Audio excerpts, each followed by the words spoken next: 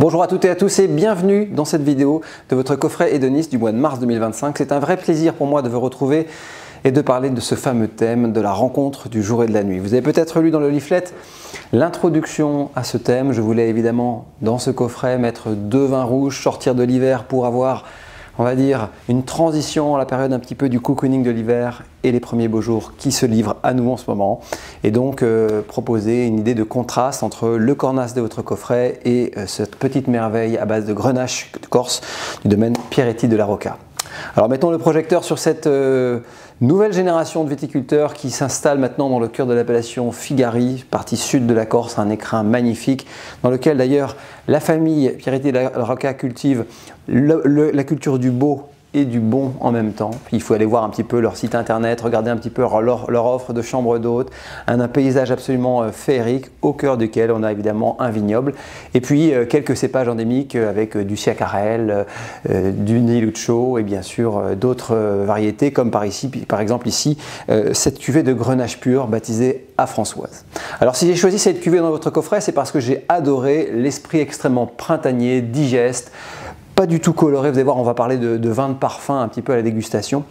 Mais la promesse de ce vin, c'était cette idée en fait d'un vin très expansif, très parfumé, mêlant un petit peu à la fois les fleurs, la fraise au sucre, plein de nuances comme ça, avec une forme de légèreté pour qu'on puisse apprécier ce vin pour ce qu'il est, sans avoir forcément en face quelque chose de concentré.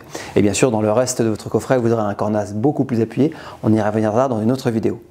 Alors en termes de style, vous allez voir, cette dégustation va être un petit peu vectrice de tous les messages que je vous ai promis dans ce leaflet, avec, vous avez vu, cette couleur assez intrigante, d'un rubis à peine appuyé. On pourrait penser comme ça à un rosé intense plus qu'à un rouge, mais sachez que c'est une petite mode en ce moment de ces vins qui sont à peine extraits. On fait simplement de l'infusion des raisins qui naissent.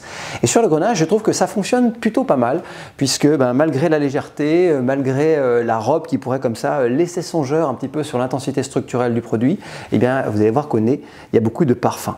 Alors ceci se mêle avec vraiment les codes chromatiques et aromatiques du grenache quand il est très peu extrait, c'est-à-dire la fraise écrasée, la fraise au sucre, les pétales de fleurs dans le caractère un petit peu marmelade de fraise au chaudron qui donne un petit peu le ton, dans lequel on a lâché un petit peu de framboise sauvage et l'eau de vie.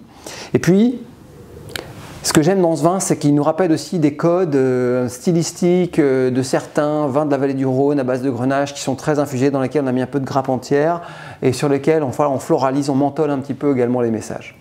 En tout cas, vous allez voir qu'en dégustation, ce qui est très excitant, c'est qu'on a affaire à un millésime 2023 qui est un peu comme 2021, qui n'a pas trop de chaleur, pas trop de structure sur ce cépage dans la partie méditerranéenne de la France et pour laquelle on a un caractère extrêmement digeste. Et bien sûr, ça colle parfaitement au thème du printemps.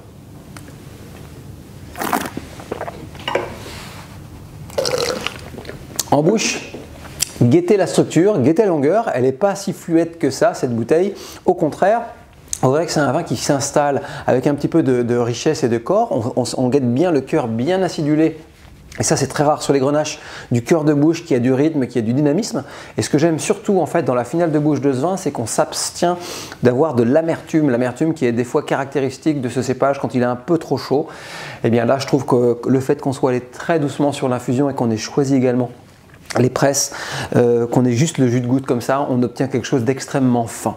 Et donc cette réalisation, en fait, c'est un regard posé sur l'évolution potentielle des vins corses qui sont beaucoup moins structurels dans cette partie de l'île de Beauté qu'avant. Et cette version du grenache me réjouit en tout cas pour ce qu'elle est. Alors évidemment, c'est un vin de consommation pour le plaisir, à servir un petit peu sur le fil de la fraîcheur. Ça, c'est vraiment un conseil à ne pas garder non plus trop longtemps. Je dirais 3-5 ans maximum dans une bonne cave. L'idée là, c'est de se régaler sur un vin sans tanin, vous avez compris la dégustation, mais surtout d'accompagner, pourquoi pas, des contrastes de poissons de roche, de choses comme ça, qui accepteront volontiers le challenge d'un vin rouge qui n'a pas trop de tanin. Donc pensez à plutôt des recettes méditerranéennes pour le mettre en avant, pensez aux premiers peut-être légumes du soleil, à des rougets, à des choses comme ça, où les mariages seront très heureux, mais sinon buvez-le pour ce qu'il est, c'est-à-dire un vin de partage et de plaisir spontané, un petit peu comme les premières bouteilles du coffret. Voilà pour le pitch autour de cette bouteille. À vous de jouer maintenant. J'espère que cette bouteille vous régalera autant que nous.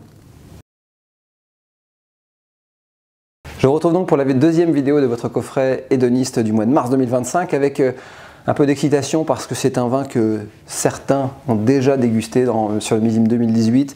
Et surtout, à l'époque, c'était un des tournants, un des virages sur lequel l'empreinte stylistique de Mathieu Barret au domaine du Coulet s'imprimait. Voilà, là on a la nouvelle confirmation, on va dire, avec ce millésime 2022, qu'on a affaire à un très très beau viticulteur, un très bel auteur de l'appellation Cornas.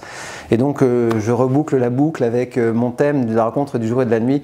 Vous avez eu dans le coffret un corse extrêmement aérien, floral et tout envoûtant, je dirais de parfum, sans véritable structure. Là on va inverser un petit peu la matrice avec cette appellation un petit peu voilà, majeure de la partie nord du Rhône, autour de la Syrah. Alors le domaine du Coulet, je vous le présentais il y a quelques années comme étant un petit peu un ovni dans cette offre des vins de Cornas, qui a toujours un petit peu mêlé la grande tradition avec des domaines historiques comme la famille Clapp, la famille Vosges, mais aussi une appellation qui s'est un peu cherchée sur son empreinte. Et puis se sont arrivés après d'autres acteurs comme Mathieu Barret qui ont eu une vision un peu différente, notamment au niveau des élevages, puisque sachez qu'au domaine on n'a aucune culture de l'élevage chou-bois, on a surtout l'élevage de la culture en amphore en grès ou en œuf, voilà, une méthode qui va permettre de structurer et d'étoffer, de graisser un petit peu les matières sans boiser, donc une lecture aromatique et structurelle de la Syrah sur Cornas qui est un peu nuancée et différente. Mais force est de constater quand même que le domaine a une forme de vision aussi sur les équilibres, puisque la Syrah que vous allez déguster en millésime 2022, un millésime assez chaud et précoce, titre 12,5 d'alcool. Vous voyez, c'est quelque chose d'assez important et structurant quand on pense un petit peu à l'équilibre des grands vins du Rhône Nord.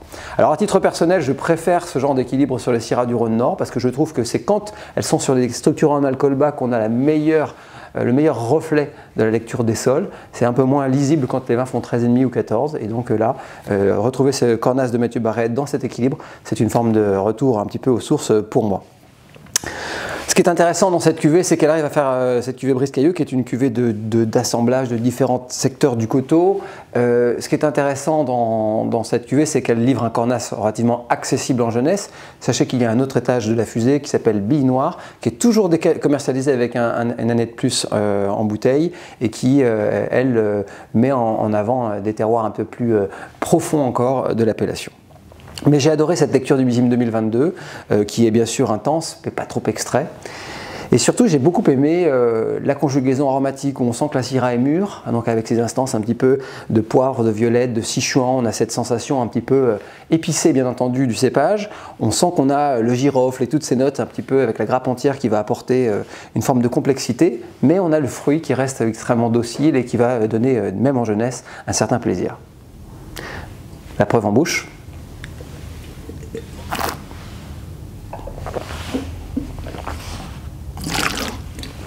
C'est un vin qui est extrêmement dynamique alors qu'il a une forme d'intensité naturelle, d'intensité de parfum. J'ai envie de dire que ce n'est pas une structure liée ni à l'alcool, ni à la force des lieux, ni au tanin. Je dirais que c'est une force aromatique très imprégnante, très impressionnante, très intense, très salivante, avec une vraie persistance des messages. Vous noterez qu'à aucun moment l'acidité et la fraîcheur ne brident un petit peu les tanins qui créeraient comme ça, on pourrait le penser, même à une température un peu fraîche, des tanins un peu plus secs. Au contraire, là les tanins sont très enrobés, très enveloppés, avec une finale extrêmement salivante et ce message un petit peu sur la rétro-olfaction de violette, de poivre sauvage, de notes un petit peu de fruits sombres, de fruits denses avec la cerise sombre, et puis ce côté un peu girofle qui revient, hein, qui nous rappelle un petit peu cette signature des Syrah du Rhône Nord en jeunesse. En tout cas, ce qui est intéressant dans cette cuvée de Brice-Cailleux du domaine du Coulet, c'est qu'on arrive à faire passer à l'intensité parfumée d'un terroir de renom par une forme de grâce tactile qui fait que vous pouvez déjà l'apprécier en jeunesse. Alors forcément, c'est un vin qui appelle peut-être d'autres saveurs que l'autre vin du coffret. Des vins un petit peu plus intenses comme ça appellent des viandes plus de goût. Jouer la carte du canard, du pigeon, jouer la carte de l'olive noire, de ce registre un petit peu méditerranéen aussi si vous pouvez. L'agneau ne sera pas en reste avec tout ça. Si vous aimez en tout cas simplement boire du vin pour ce qu'il est ou avec un petit accompagnement, le meilleur accompagnement que je puisse vous conseiller, c'est un petit toast de pain, une bonne tapenade dessus et un verre de ça et vous partirez très loin dans les conversations avec vos amis. En tout cas, c'est une bouteille qui pourra vieillir. Ne vous fiez pas surtout à ce genre de bouchon. Sachez que c'est un bouchon qui permet, assez technologique, qui permet à cette cuve également de vieillir. Quand on l'ouvre, on pourrait être un petit peu choqué. Ça ne ressemble pas forcément à un bouchon traditionnel, mais c'est très efficace. Et pour être le témoin du potentiel de vieillissement des vins du domaine, je peux vous assurer que ce bouchon fera largement l'affaire sur 5-7 ans dans une bonne cave, sans problème. Voilà pour cette bouteille de Cornas du domaine du Coulet. J'espère qu'elle vous a plu. J'espère surtout que cette idée du contraste entre le jour et la nuit vous a plu. Je vous retrouve très bientôt pour des nouvelles vidéos au soleil avec le mois d'avril.